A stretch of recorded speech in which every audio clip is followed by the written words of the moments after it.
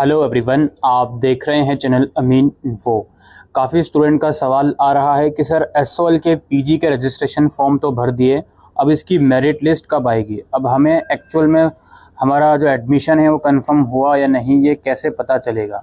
देखिए, सबसे पहले तो पीजी लेवल पर जो लाइब्रेरी कोर्सेज़ हैं इनके लिए तो कोई भी मेरिट लिस्ट नहीं है। इनका अगर आपने एडमिशन फॉर्म भर दिया, फीस भर दिया, तो इनका आईडी कार्ड या जो भी आपका रिसिप्ट है वो कुछ टाइम बाद अपने आप ही आ जाएगा। इनकी कोई भी मेरिट लिस्ट का झंझट नहीं है।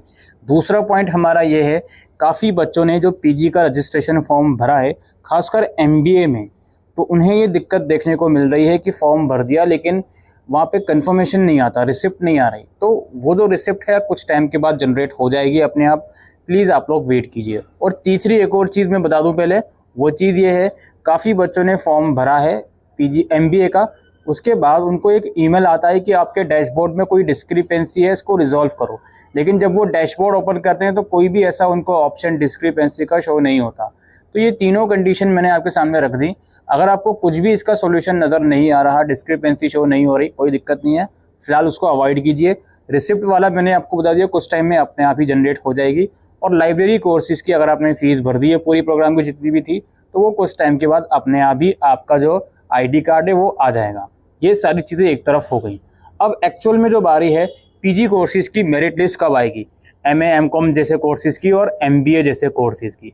देखिए, अभी एसओएल के रजिस्ट्रेशन जो चल रहे हैं, इस रजिस्ट्रेशन फॉर्म की लास्ट डेट तक भी अभी अनाउंस नहीं हुई है। ठीक है, लास्ट डेट भी अभी अनाउंस नहीं हुई है। अगर आपने फॉर्म अभी तक नहीं भरा तो आप फॉर्म भर दीजिए। दूसरी बात इसमें यह है कि फाइनल ईयर वाले बच्चे भी अप्लाई कर सकते हैं। वो एमबीए के फॉर्म के अंदर फाइनल ईयर का ऑप्शन नहीं आ रहा, लेकिन आप उसको सेलेक्ट करो 2024 में पासिंग ईयर और सेमेस्टर 5 तक की परसेंटेज वगैरह और मार्कशीट वगैरह लगाकर फॉर्म भर दो। डिटेल वीडियो हमारे चैनल पर अवेलेबल है, डिस्क्रिप्शन में लिंक भी मिल जाएगा, वहाँ जाकर देख सकते हो।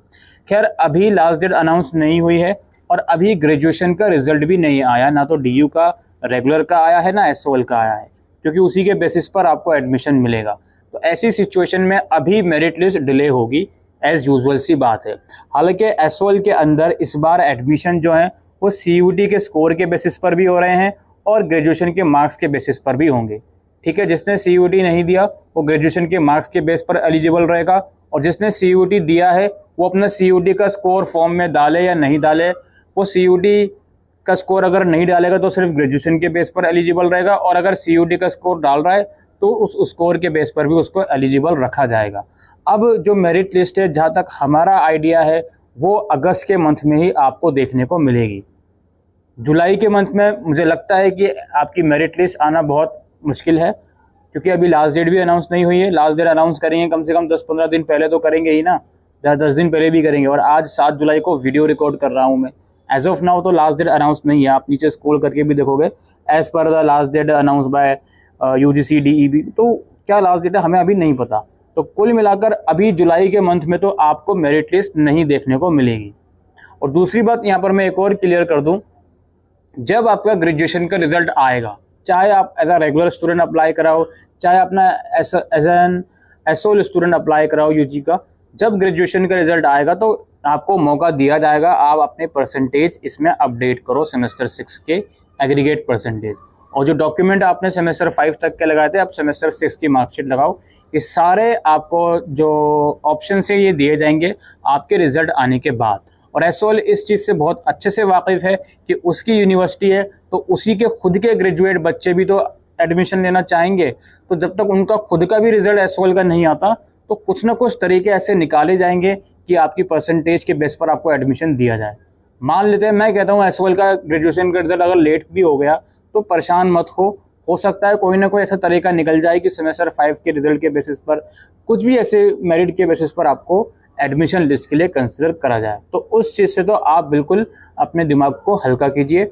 और अगेन, अभी मेरिट लिस्ट नहीं आएगी एटलीस्ट जुलाई के मंथ में, अभी आपको इंतज़ार करना पड़ेगा। हो सकता है मिड अगस्त तक भी आपकी कहानी खिंच जाए।